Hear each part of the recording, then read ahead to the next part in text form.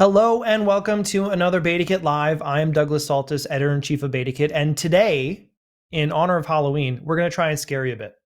Why? Well, there is so much conversation currently about the need for enhanced cybersecurity for business organizations. We're even seeing news about cities getting hacked. But as the tech-savvy BetaKit reader, you probably already know that. Still, even tech savvy Canadians face a knowledge gap about what they can do better to protect themselves personally, if not professionally. And that's what we're talking about today. What you need to know about cybersecurity threats and some practical solutions for your online protection. I'm no subject matter expert on this topic, but thankfully I have a awesome panel of subject matter experts to kind of walk us through this, starting with Lee Tynan, Director of Online Security at TELUS. We also have Jeff Bomby, Cybercrime Intel Analyst Supervisor for the RCMP, no lie, and one Matthew Moniz, entrepreneur and content creator at Moniz Media. Thank you all for joining us. I'm super excited to dig into, we've been talking about this for a while, a very important subject. I want to note for our listeners that I'm not just going to be the one asking questions here. If you have questions you would like to ask about your own personal security, you can. If you're seeing this on either Facebook or Twitter, just leave a comment in the doobly-doo, and then someone on the BetaKit team will send that to me, and we'll look to get your questions asked. If you, sadly, are seeing this after we've streamed live, don't worry. Still submit your question, preferably on Facebook, or just send us a message on Twitter, and we'll make sure that question gets answered when we do a write-up about this conversation and publish it to betakit.com. Okay, all of that out of the way. Matthew, I want to go to you first because, as we said, you are a content creator. That's why your setup looks so good right now. You know your stuff, but you also think at all times as a content creator, as someone who creates video content for people interested in tech, about audiences, how you convey information about tech. And when we were preparing for this conversation, disclosure, Matthew and I have known each other for some time. Big fan of his work. As you can just see from his setup, he knows what he's talking about. But when we were talking, it struck me how well you know the audiences that you speak to that we're going to try and be speaking to today, because you kind of broke them down into three core groups. So before we go any further into having a conversation about like things that people need to know about cybersecurity, I just want to define terms of who we should be thinking of when we're talking about Canadians. Obviously, BetaKit has a tech savvy audience. They're probably thinking that they're too good for the tips and the advice that we're going to give them today. Talk us through the audience as you see it, and we can kind of isolate for each group what they need to know. Yeah, for sure. Well, first of all, thank you so much for having me on, Doug. I appreciate it. And yeah, I mean, I'd probably break them down into three specific groups, right? Generally I talk about tech a lot, and my audience is made up of different types of backgrounds, but usually it's the normal. I like to call the normal person, like the person who buys a smartphone because they need one. They buy a laptop maybe for work or school, and they're not really super duper into tech, but they use these things as tools, right? Then there's the more hardcore tech enthusiast, someone like myself who talks about tech all day, who breathes it. They think they know everything about tech, and sometimes they forget that there's a cybersecurity aspect to it, no matter how much you know or can do with technology. So I would consider them the tech enthusiast. And then the third group is the older generation, like someone like my mom or my dad, someone who didn't grow up with the latest smartphone or laptop and came from a time where technology wasn't as advanced as today. They use it, but they're not in it like the hardcore tech enthusiast or even the normal individual. And that makes total sense. And I would say that that third group is probably not who we're talking to today, but we are definitely talking to the two groups who provide tech support to that third group. You made an excellent point there. Those hardcore enthusiasts, the people that are going to you for device reviews, drop test videos, or anything else, or also just the people who are using tech every day. BetaKit is a business publication covering tech startups and innovation. There's a lot of digital workers across Canada, our new knowledge economy, our innovation economy, who probably think that just because they've been given tech that they might be fully familiar with this stuff. And I think we're gonna talk to them a little bit about why they need to be paying closer attention. But I think broadly, let's bring you in here, because when we were talking previously, we were all kind of aware of how low awareness of this is at a non um, breaking news story, company gets hacked or this issue happened, but at a kind of personal protection level, this is your day-to-day job. I'm wondering how you see kind of the state of awareness and education on personal security, and what you think is kind of just driving the low awareness of what the everyday person needs to do in 2022 to protect themselves. It's a great question, and when you look at how far we've come since the pandemic, so a couple of years ago, in some of those different groups that Matthew was talking about, many of them weren't even really using the internet, or it was very limited. But the pandemic changed everything. The pandemic let you started learning from home, Mm. more shopping from home, communicating, socializing. Everything was done virtually and online, and that opened up a whole lot of new risks. But as Okay. Canadians, we generally just believe we live in a safer country. Those bad things don't happen here. They happen south of the border or overseas, or things like that. We like to believe that it's just better here, but the data actually says otherwise. Some of the stunning stats speak to 42% of Canadians have experienced some type of cyber incident. Right, that's almost half Mm. of us. And 73% of Canadians had reported being targeted by fraudsters. So it's funny because everyone goes, "Oh, it's never going to happen to me. I'm not rich or famous." But the data is actually saying it is happening, and it's happening here frequently. So when we did a study a couple of years ago when we were first launching TELUS Online Security, we learned that 89% of Canadians wish the internet was more secure, but only 18% are doing something about it. So to answer your question, Mm. most people don't do things about it because they don't know what to do, or they don't know where to start, or they're scared. And when you are scared and you don't understand something, it's really easy to put your head in the sand and think, yeah, it's just not going to happen. If I don't pay attention, it's not happening. And I think that's really what has to change. And so we're spending time just trying to educate Canadians that this is happening. Cybercrime is big business. It is everywhere. You are going to hear from Jeff, and he's going to share some really crazy things about what the RCMP is seeing, but it's true. And so it really is time that everyone begins to pay more attention and start taking the steps. And we'll talk a bit more later about those different steps that you can take.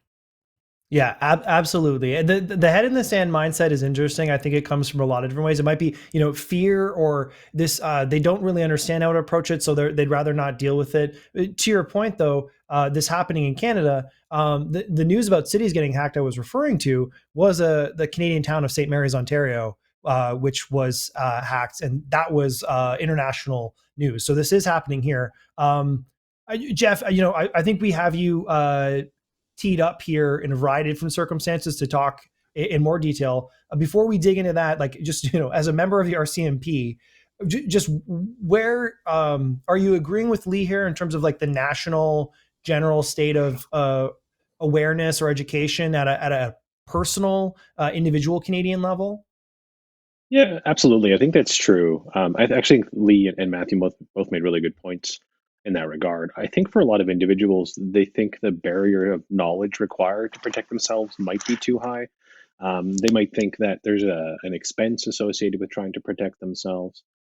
There's a bunch of reasons even informed users don't take the steps that they require. So part of it is just having the general knowledge that we all hope citizens have to protect themselves, whether you're tech savvy or not. And then the other is actually putting that knowledge into practice, which for some I think can be a bit of a barrier. Curious to know if Matthew or others looking at new technology are seeing ways that companies are making that easier, or other awareness initiatives that are out there to help them.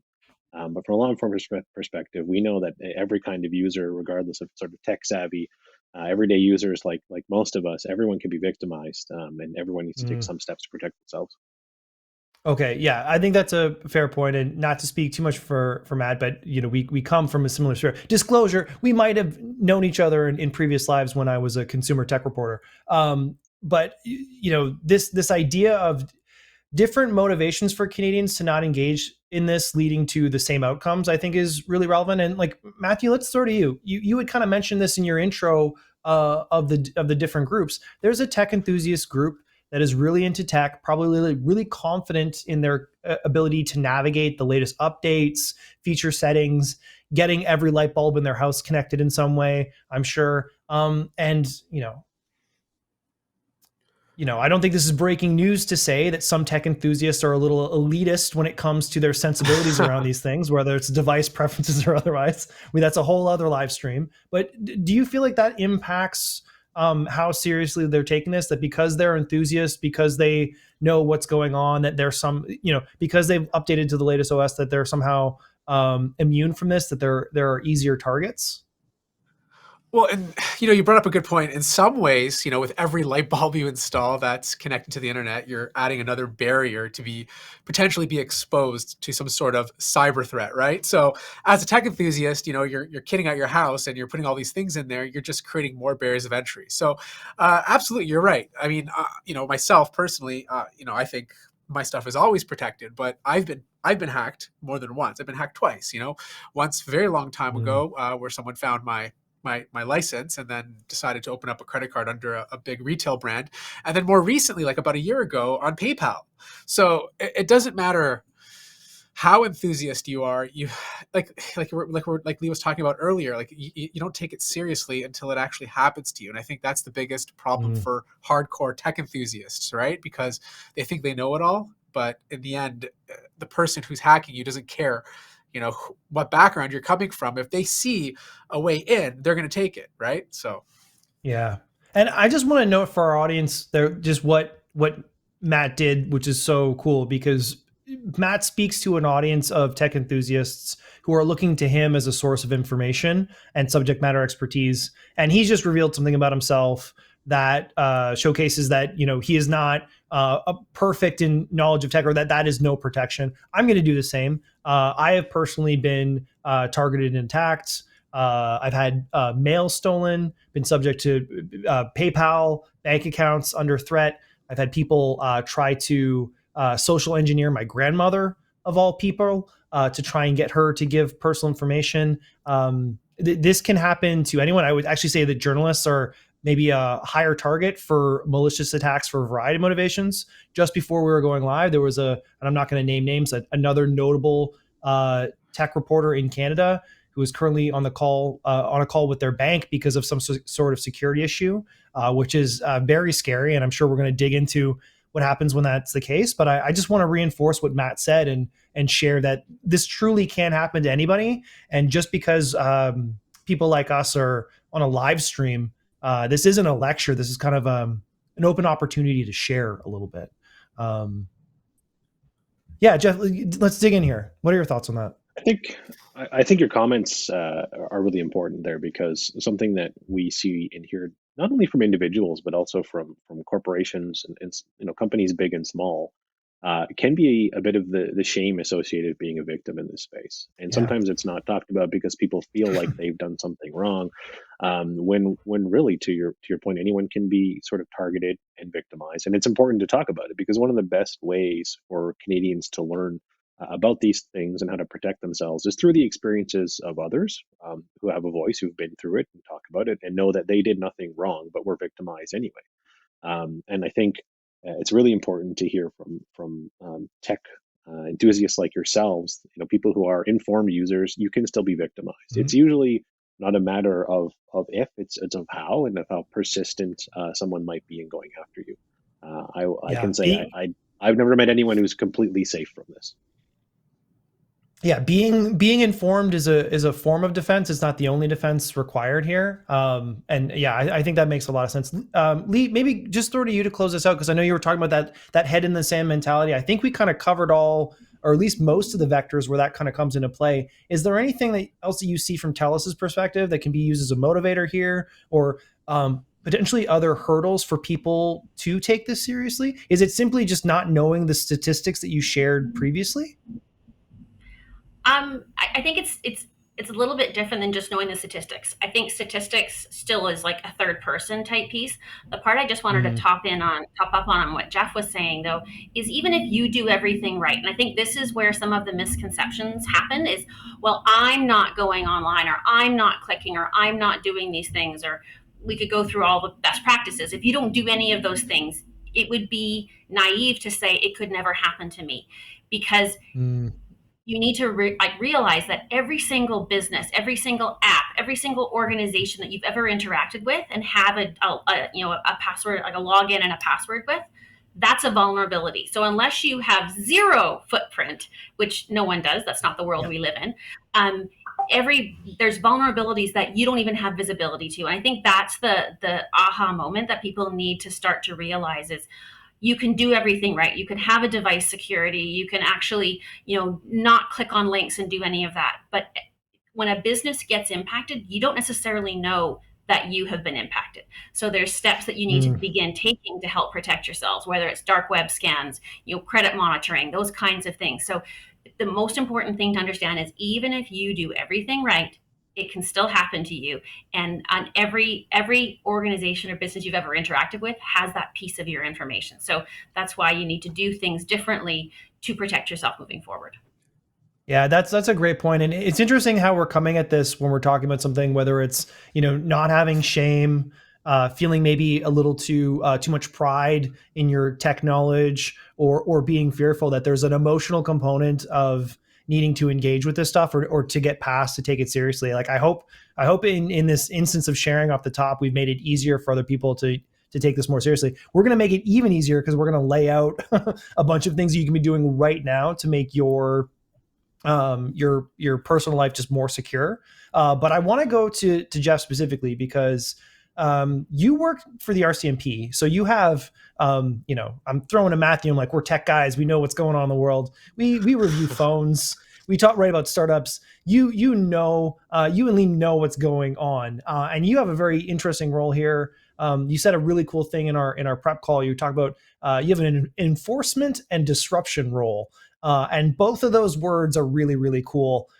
So I'm wondering if you could just speak to what enforcement looks like from your perspective, but then maybe also how that ties to at an RCMP level, what does education look like? Are you looking to necessarily educate individual Canadians, or are you working with partner organizations to raise the broader level of education? I start with whichever one you think is the coolest. Sure. The coolest is hard for me to say. I think they're both important. So I think from the enforcement and disruption perspective, it's important for Canadians to know that law enforcement in Canada takes this type of thing seriously. I think there's been a perception for a while that law enforcement can't help me in this space, and I therefore won't report it. One of our big, Mm. concerns for law enforcement, whether that be at the federal level or any of our partners across Canada, is that people won't come forward when they're victimized. So um, first and foremost, it's an important issue for law enforcement. The government of Canada signaled that it's an important issue with the last cyber strategy by funding the creation of the National Cybercrime Coordination Center, where I work. Um, and our partner organization, the Canadian Anti-Fraud Center, um, like we see a lot of victimization in Canada, and there's a lot that can be done, but we do need people to report to help our enforcement efforts. So what do those Mm. efforts look like? So you mentioned, enforcement, I guess, in a traditional sense, when you look at policing, is going to be arresting someone. But cybercrime is one of those spaces where hey, it's great if we can do that. It tends to be a bit more transnational in nature, so we have to work Mm. with all of our partners across Canada and internationally. So that includes for our group, for example, we have resources at the Europol's Joint Cybercrime Action Task Force in The Hague. And we have folks at the NCFTA, National Cyber and Forensic Training Alliance in the United States. We work very closely with all of those partners and with industry to help our enforcement efforts.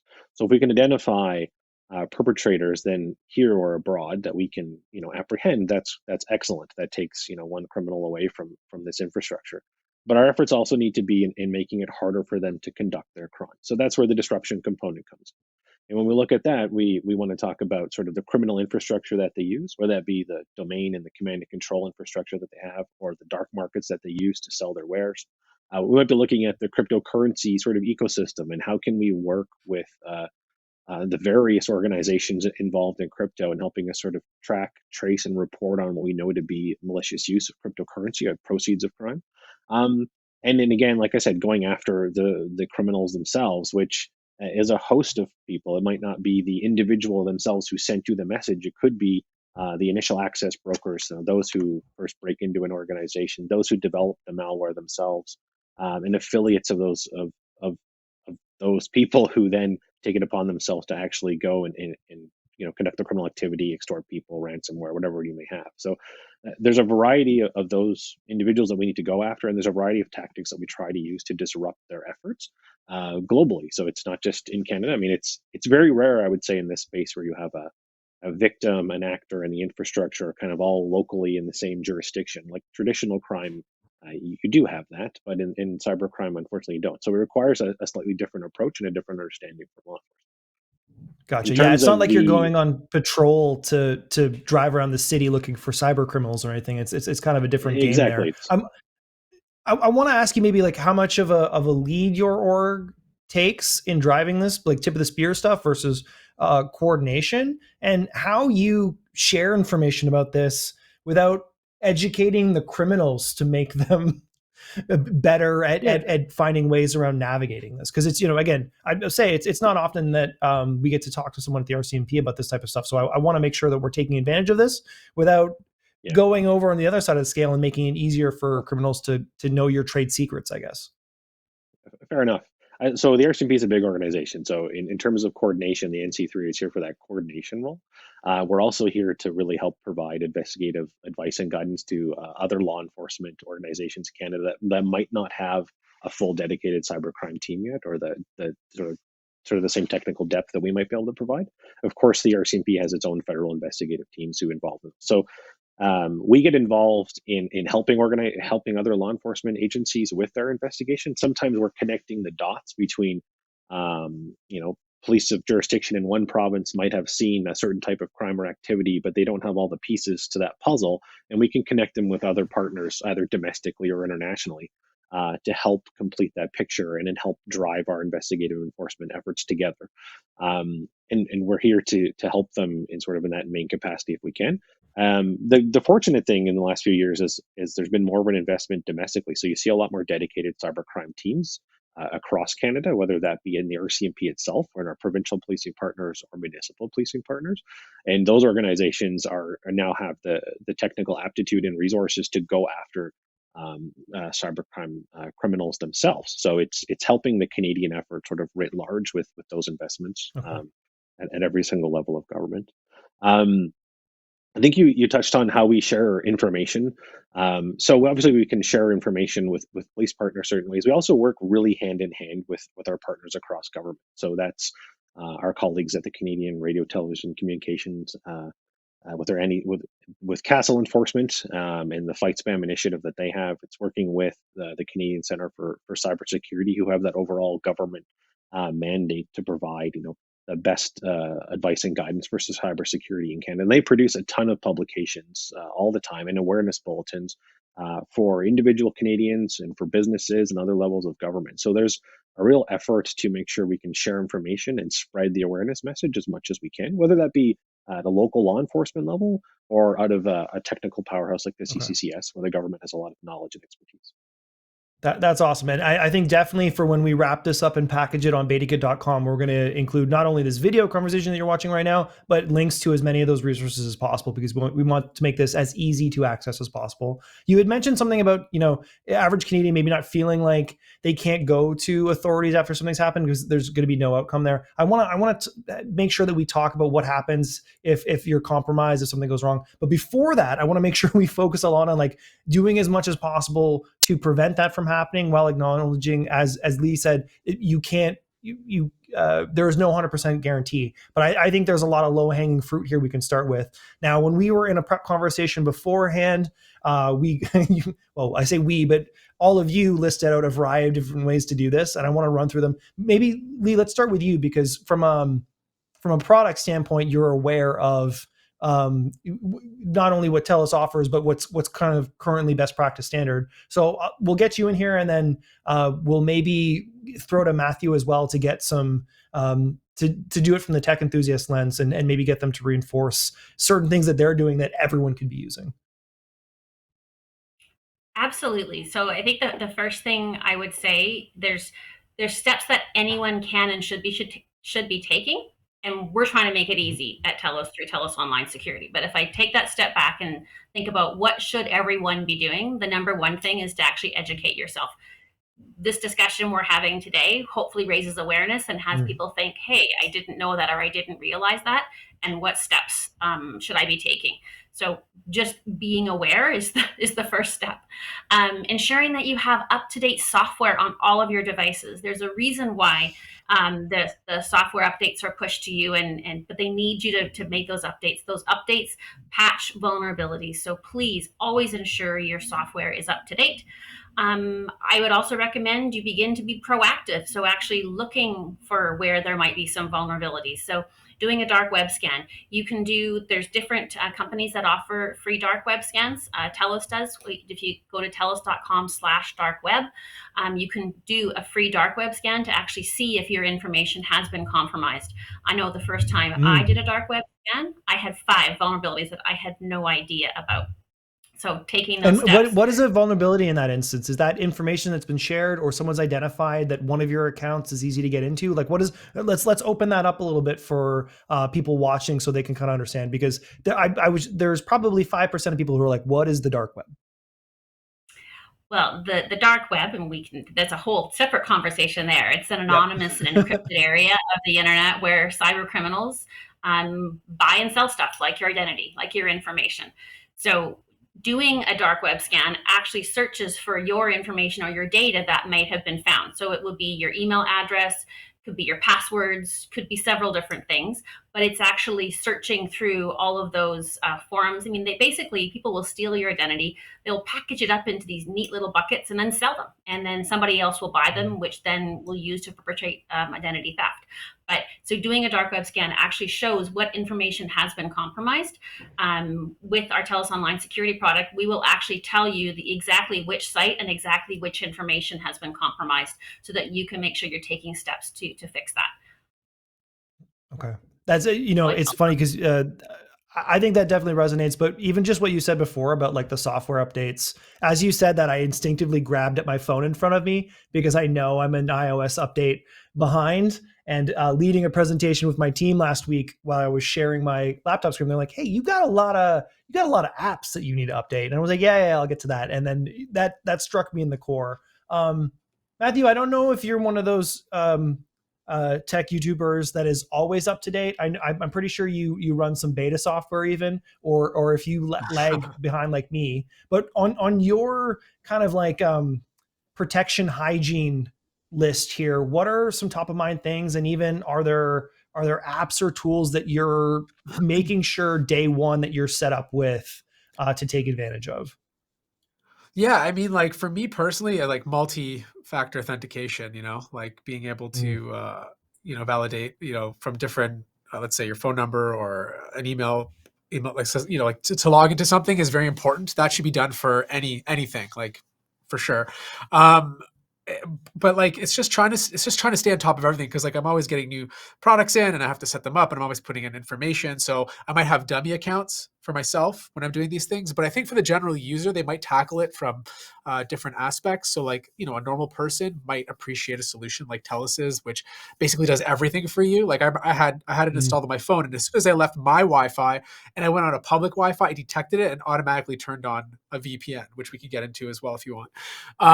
Yeah, But actually, then, Matt, let's stop right there and dig in, because yeah, for sure. VPNs, I've been again, VPNs and then multi-factor authentication have been around for some time, even in consumer tech environments.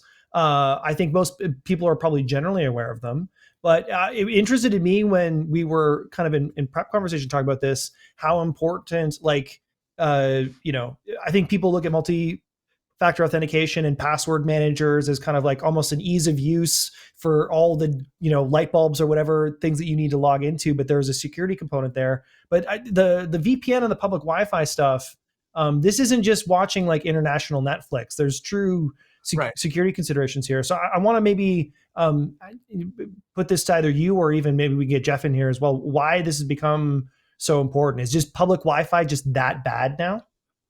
Well, think about it. Like you're at a public space. You're sharing the same Wi-Fi network with everybody on it, right?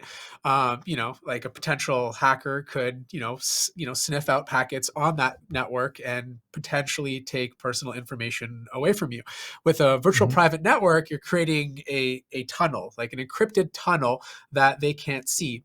And the benefit to that is not only is your data encrypted, but you're also disguising your location, right? Because let's say I'm at a coffee shop here in Canada, I connect to an American server. The internet thinks I'm in America, so all the metadata that they're taking from my IP, which is not even the IP in the coffee shop, it's a totally different one, is based in America. So companies can't follow me around with their cookies and advertise things locally. It'll be totally random based on that IP in that specific country. And you can connect to various different servers. It just depends what server you want to connect to. So not only do you protect your metadata from being traced, but you also secure yourself from your data being potentially hacked inside of the coffee shop. And of course, Jeff, please feel free to jump in if I missed anything about VPNs. No, I don't. I didn't have anything to add with VPNs. I thought that was an excellent description of it. Oh, I think the in addition sort of to there's some technical solutions that we can talk about that are really strong. There's also just behavioral ones in terms of uh, I don't know when I'm in the coffee shop, what am I showing on my screen that someone might see over my shoulder that tells them a little bit about me that they can use to compromise me. Just like what am I sharing online? What am I posting? What is freely available about me that is out there? So not just scanning for information about me that's already been compromised or my credentials that might be vulnerable, but also what kind of public picture is available about me that a criminal can use to target me more easily, to make that lure and that phishing message or spear phishing attempt that much more realistic. I think a tech savvy user and a regular user alike needs to be very conscious about what they put out there publicly and what they share because that information is often used to create those well-crafted messages that get past the really well-informed tech savvy user. So not just the technical solutions but also the behaviors that sort of go along with using those solutions. Yeah, that's a really great point, and I think Matthew was kind of alluding to that. Now he's at the 11th level because as a tech blogger, you're getting new devices all the time. So having dummy testing accounts, so you're not kind of opening up your personal life to a device that you might only have for 48 hours. And then be sending it back for review or things like that is really smart. But it speaks to we were talking about monitoring your level of exposure, like that's currently exposed. Matthew was talking with VPNs masking your activity, but then also kind of almost doing a profile of your digital identity so you know what's out there. And I'll say, we've as someone who's been working on the internet for 20 years now, there's a lot of applications, social networks, devices that I've signed up for that like no longer exists, and yet that digital presence is out there somewhere. So I think mine, and as someone who was onboarding new writers to BetaKit just today, and the beginning of our onboarding started with conversations of password management solutions and two-factor authentication, having some sort of management software, even to Lee's point, to consolidate some of this for you, so you are getting a bit of a container around your digital identity, your digital life, because there will come a point in time in let's say I know this personally, your late 30s, well, you will forget certain apps that you used to use on the regular or certain passwords and things like that. And I really think there are a lot of effective tools right now that take some of the management burden off. So it's easier for you to be paying attention on what you're putting out there, and what might be out there beyond your control. I'll maybe throw this. Well, Lee, let's have you swing back around. Is there anything else that we kind of missed here or didn't focus on in more detail? I'll just let everyone kind of like their favorite security component here or solution or things like that. But is there anything from a product standpoint you think we've missed in terms of a structural bucket?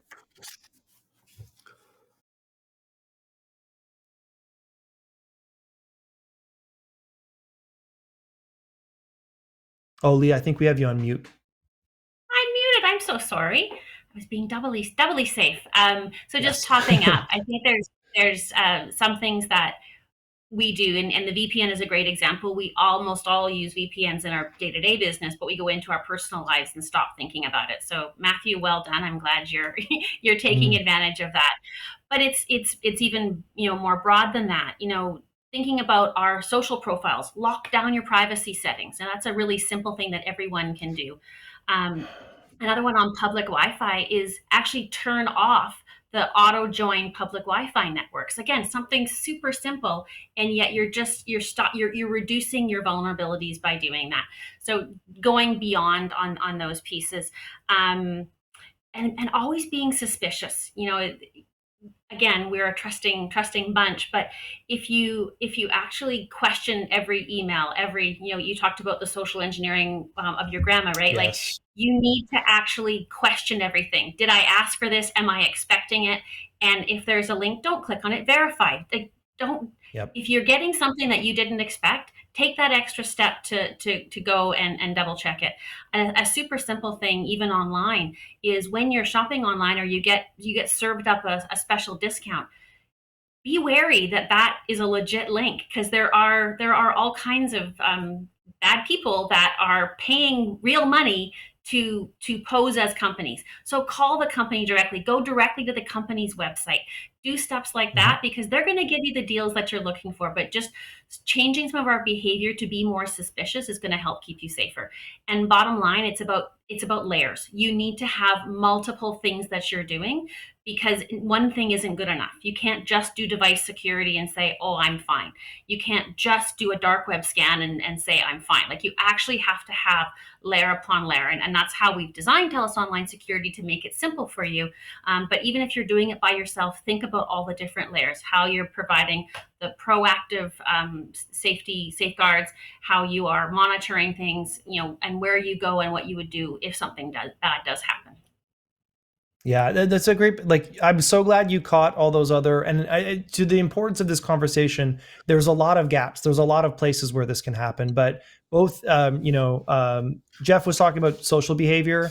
Proactively, you're talking about monitoring social profile, but also what comes into you. Just that idea. I'm sure once or twice a week, I get a text message from RBD about my bank account with a URL that looks nothing like anything any Canadian bank would send me. But in the heat of the moment, wandering around the city, I might just catch a text message and then open it up. And there are certain kind of habits that you can take to reinforce to make sure you never have that insta-click regret, right? But certainly the social engineering behaviors are something you need to work out for, because again, I will say, in interest of sharing, at BetaKit, we have been targeted for social engineering, whether it's just email phishing stuff that we get hundreds of emails a day, or new employees who are targeted by people pretending to be me, asking them to go to the nearest drugstore to buy gift cards as a surprise for the team, being messaged on a messaging app that I had never ever used or contacted them with. And it's the easiest way to be compromised is if you opt into being compromised. We're talking about how you can't have 100% security. If you kind of volunteer for it, it makes things much easier for you. I think that's maybe a good transition. So this is maybe the what happens next side of the conversation, and maybe Jeff, will get you in here because I know you spoke so specifically about ensuring that Canadians know that there are outcomes for this. What happens when you are compromised? Who are you going to call in this circumstance? And we can talk, fundamentally in terms of high level awareness, or if you have specific organizations or contact information. Again, we'd love to include that in the wrap up of this. But how do you see that? Like, what happens next? You've realized that there's an situation here. What do you recommend Canadians do next? I think there's a few things Canadians should do when in those circumstances. I mean, it depends on the nature of the scam and what's happened to you or how you've been victimized. Reaching out if it's your bank account or something that's happened to you financially, engaging with your financial institution right away is an important thing. Reaching out to local law enforcement on the non-emergency line is a great idea. Let them know that you're a victim of crime and report what's happened to you. So that information gets shared with them and also with partner organizations like where I'm from, so that we can do something about these activities. A big one is I think get in touch with my awesome colleagues at the Canadian Anti-Fraud Center. They have a 1-800 number, and we can share the website and the number after, where you can get in touch with folks on the phone or report online that you've been a victim of crime. And all that information really, really matters. And I think immediately start understanding what's happened and how it's happened. So look at the advisories that are posted by the Canadian Center for Cybersecurity. You look up some of the scam alerts that are posted by any fraud center. Even attempts like the one you were talking about, Douglas, those can be reported too, right, to the CRTC's fight spam site. So everything that we've talked about there is an avenue that you can use, whether that be domestically or at the federal level, to help you out. And taking those steps to make sure that you are trying to stop what's happening before it goes too far, and then protecting yourself afterwards. So, look into getting your credit score monitored at the various institutions in Canada. There's free credit monitoring you can get into. Do those things to make sure that maybe you stop the bleeding right away, but to make sure that re-victimization doesn't continue. Definitely report. Okay. So now that's really interesting because, again, to this idea of people not really knowing, and again, why it's so important to have someone like you on this conversation is because most Canadians, probably if they're talking to their CMP, it might not be a good situation for them. But it also means that in circumstances where things happen, if they're sending these reports into, back into the internet, not really knowing who's working on that and how important it is. So I think it's important for for people watching today to know that you're looking for that information. Is it simply a matter of like RCMP or other enforcement agencies can't really move if crimes aren't being reported, or like you need the crime metadata a little bit to be moving on this, or why is that such a valuable activity? Yeah, it's important to have those criminal complaints so that we know where to invest time and resources. If law enforcement isn't aware that a criminal activity is going on, then it's hard for us to dedicate the time and energy to look at it because there's a lot of Gotcha. activity in this space. In an individual instance, sometimes you might have that little cookie crumb that we're missing in terms of a larger trail. So I mentioned sort of the larger cooperative effort that's required, domestically or even internationally. It's the type of reporting from victim organizations, whether that be an individual or a company that might have a bit more data to provide with an intrusion of something that's happened to them. It's those pieces of data that really help us understand what a criminal actor might have done and all of the technical steps it might have taken that help us uncover who they are and what exactly they've done and who they might be working Okay. with. All that information is incredibly valuable for law enforcement. So a forensic component, but then also, and particularly for people listening to this, coming to this through BetaKit, they'll very much understand this in their professional lives. What gets measured gets actioned, right? So you need to report Absolutely. these activities so they get measured in action. Matthew, I want to go to you just briefly to maybe take another track here, because again, most of my examples of sharing, we were kind of caught at the 1 yard line. There wasn't that kind of critical breach where it was past the point of no return, able to shut things down, or I had the knock on the door, the phone call from the OPP saying, "Hey, this was stolen and this thing happened. We've prevented this." In your circumstance, maybe just talk through how you handled that, either emotionally or personally, just dealing with the fact that you were having accounts compromised, because the shame component and the feeling of helplessness up at the top of our conversation really resonates. So if you're comfortable with it, I'd love for you to share any of the next steps that you took as an individual, so people watching this have a bit of a personal face to that experience. Yeah, for sure. So the first time I had it was identity theft for the first time. And like honestly, when you have your identity stolen or you have some sort of hack on your computer, it's literally, it feels the same of having something stolen from you. Like it's invasive. It's like someone came into your house, took something and left. Like that's how it feels to have these things happen to you. So the first time when my identity was stolen, I didn't know. I didn't know until I started getting phone calls from call centers, from debt services saying I owe this company money, right? And I would have known if I had done a credit check, right? But who does a credit check like 15 years ago as like a 25-year-old or whatever it is, right? Like you don't think about doing that kind of stuff on a I on got a you. on a, I'll on a six co-sign on month that. basis. Yes. Yeah, Yeah. exactly, right? Like you don't think about that, right? So that was how I found out. I started getting phone calls from credit centers saying that I owe them money, right? The second time was a little bit more instant because it was through PayPal. I saw the charge immediately, so I was able to act on it immediately. And the way I dealt with that is first I reached out to PayPal. They wouldn't do anything about it. They gave me some weird excuse and they wouldn't reverse the charge. So I had to go to my bank, and then they had to put a stop on it, and then they did their own investigation, and then it kind of worked out in terms of blocking the payment. But in order to get it removed, I actually had to like contact one of my friends who is part of my channel, who's one of my subscribers, who's in Germany, because this is where it happened, to contact the store to let them know that this was a fraud charge. So, I mean, in that situation, I was lucky to know someone in Germany to do that for me, but not everyone has like that clutch German friend to help you out, right? Okay.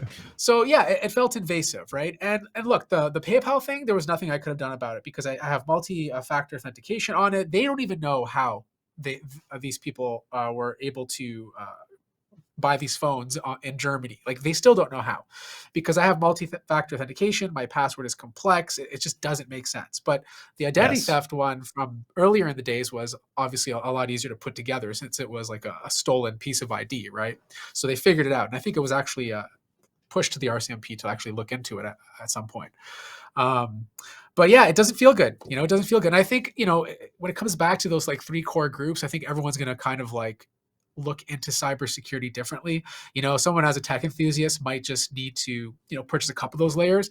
But the one thing that I found that was really cool about Tellus's product was I felt like it had more than other companies. Like if I've worked with a lot of companies in terms of trying out their services. Like they might only offer 3 layers of protection, maybe like a VPN, maybe a password manager and malware protection. But the coolest thing is with Tellus's product, you have credit checks. It monitors your credit, which I was like, this is awesome because I don't know any other service that does that. And even if you do have some sort of identity theft, if you pay for the plan, they will help restore it. Like to me, that is priceless after being hacked twice. So Okay. I don't know if you have like a loved one out there who's not really like super into tech. I think it's just an easy way to kind of like blanket those layers. Yeah, there's 2 things there that I want to get into, and this will probably nicely kind of transition us to the end of our conversation. Somehow we've been actually talking 50 minutes about cybersecurity and personal security, and we're touching those top layers. I just want to note something that you said for the second time you were compromised, because I think it'll speak to any tech enthusiast listening to this or any person daily working in tech. You had 2FA enabled, right? You Yes. had probably like a 36, 64 character password that you were probably had it in password manager. You had that stuff set up and it still didn't stop things because you're not the only point of ingress with these things. So like putting aside the tech hubris to understand that you can be doing these things and it can still happen to you is super important. And that resonates with me so strongly. The second component in terms of like, again, these layers, and this is where I'll go to Ali a bit, is when you were talking before about the building this kind of security onion, I guess for a lack of a better term, because I just made it up. How do you develop a product where you're conceiving of how do we support customers after they've been compromised? Is so much of the intention put in helping them prevent that, or do you have to build a product suite for the somewhat inevitable circumstances where people are compromised? I'd say the latter. I think you need to have. It's important to do the proactive things. So not discounting the fact that you need device security. You should be using the VPN, password managers. Creating unique and complex passwords, etc.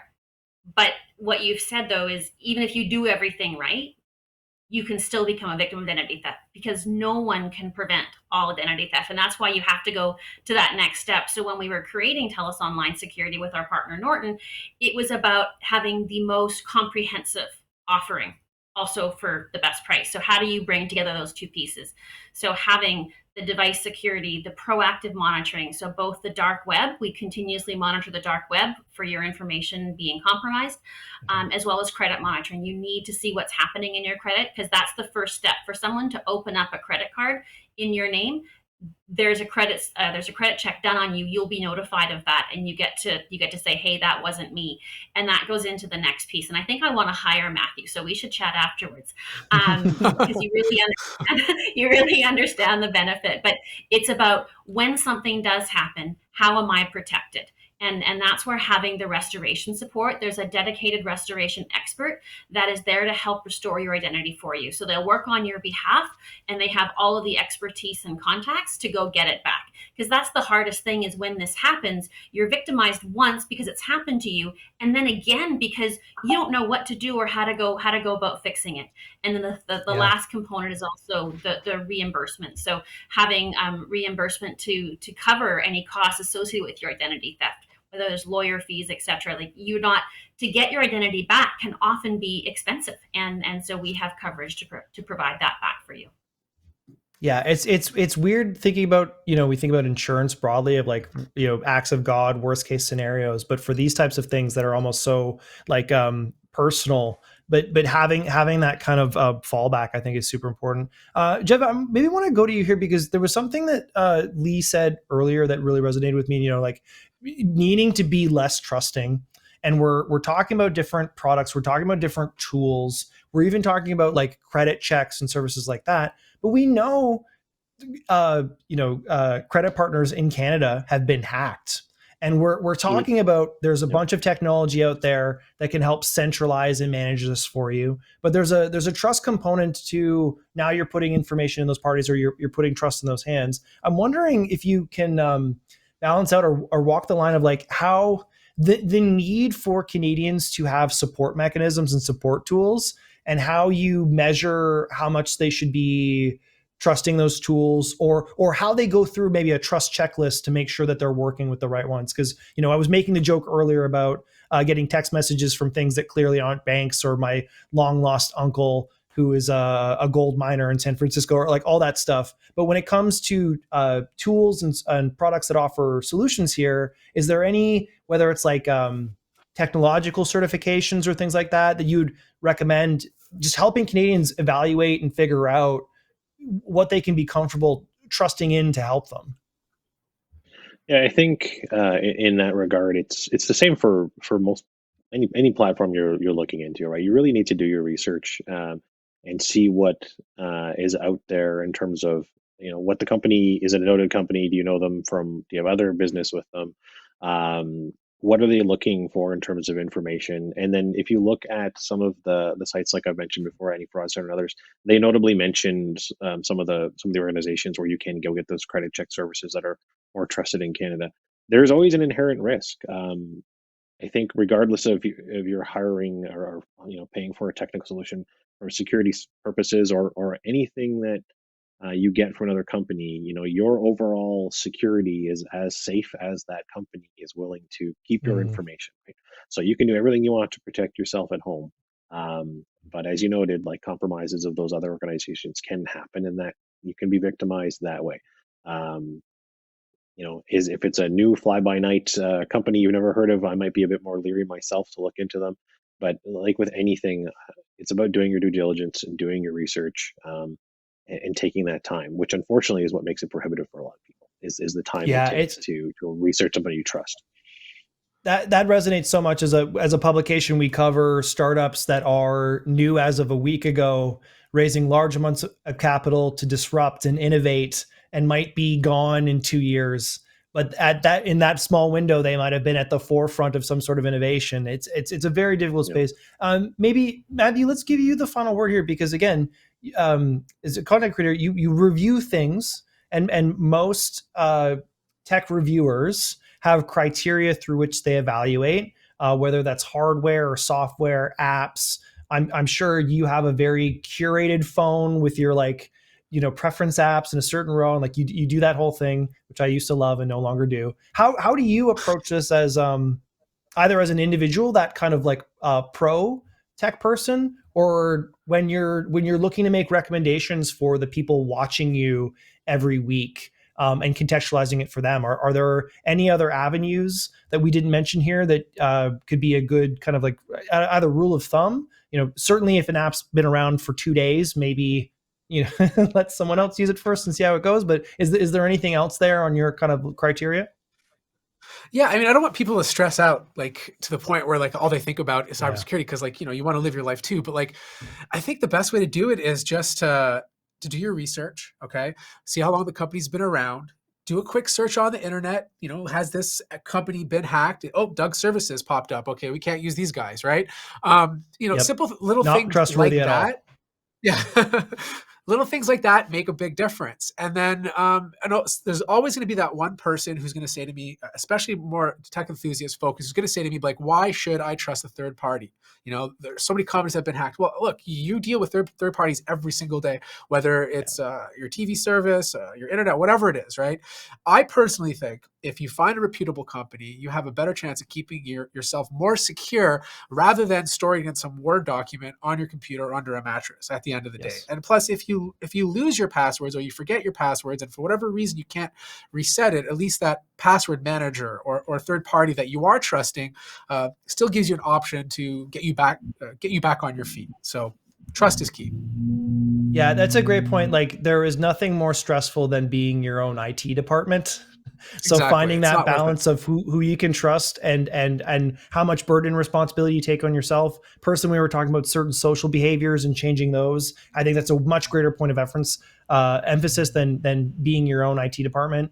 Okay, I think we don't want to stress people out. I said off the top we wanted to scare them a little bit into taking this seriously. I think we've given them tons of information to chew on, which is completely our intent. And I'll say right now, if you're watching this in post, we're not just going to be able to get any questions today. I've kept these people for 15 minutes longer than I promised them to because this conversation was so important.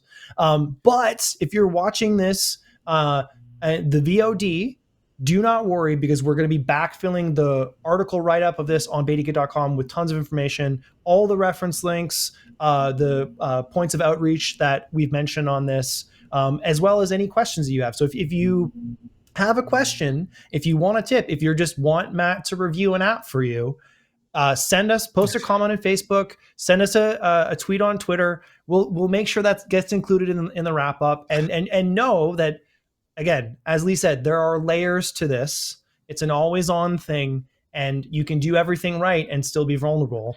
But we hope you've seen and heard some things today that you will be comfortable adopting and taking on just to make things a little bit easier for you.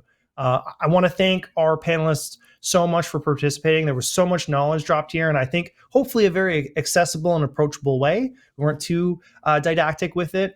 And I will see you the next BetaKit Live somewhere in the future once I update all my apps and my OS like I was told to do today. We'll see you on the next one. Thank you so much.